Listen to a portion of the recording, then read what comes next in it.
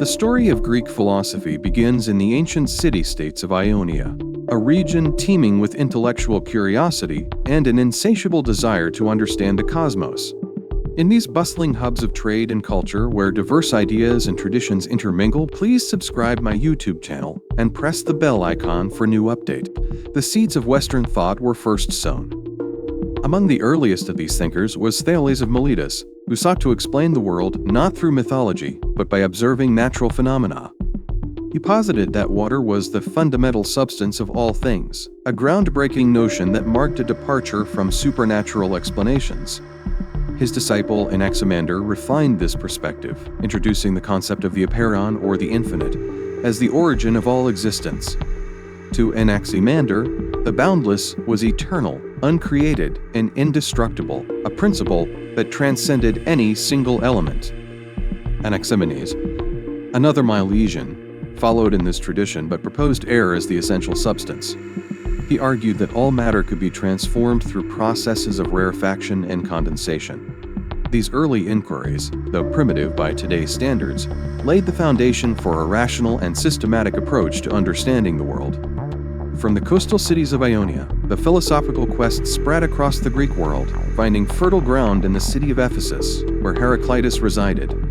Heraclitus, known as the Weeping Philosopher, delved into the nature of change, famously asserting that one cannot step into the same river twice. He saw the universe as a constant flux, governed by the interplay of opposites. To Heraclitus, fire was the ultimate substance, symbolizing the dynamic and ever-changing nature of reality. While Heraclitus emphasized change, the Pythagoreans of Croton, led by Pythagoras, sought order in the cosmos through numbers and mathematical relationships.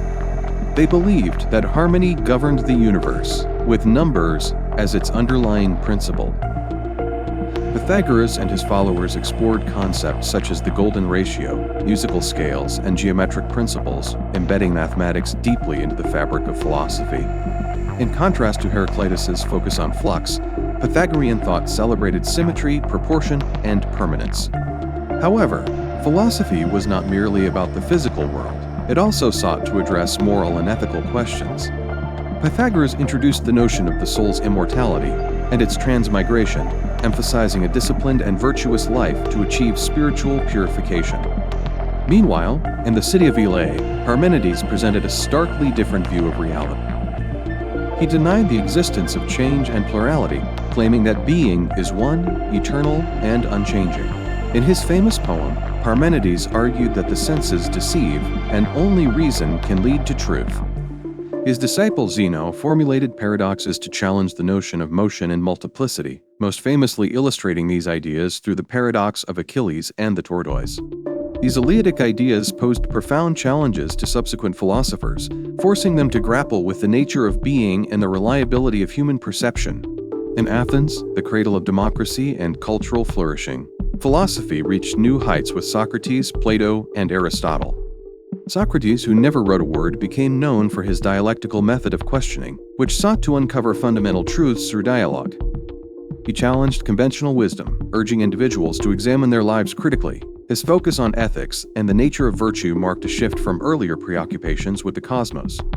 Socrates' relentless questioning, however, earned him enemies, and he was ultimately condemned to death for corrupting the youth and impiety. His legacy lived on through his student Plato, who preserved and expanded upon his ideas.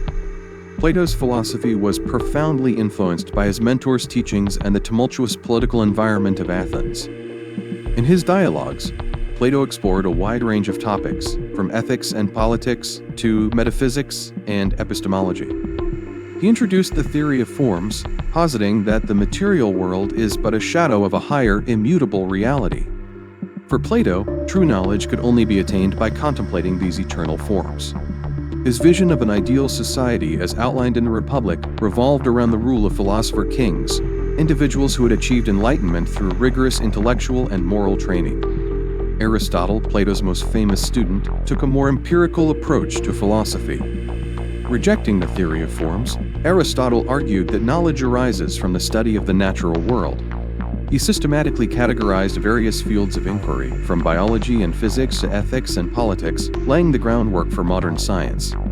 Aristotle's concept of the golden mean, the idea that virtue lies between extremes, became a cornerstone of ethical thought. His work, characterized by meticulous observation and logical analysis, greatly influenced both Islamic and Christian intellectual traditions in the centuries to come.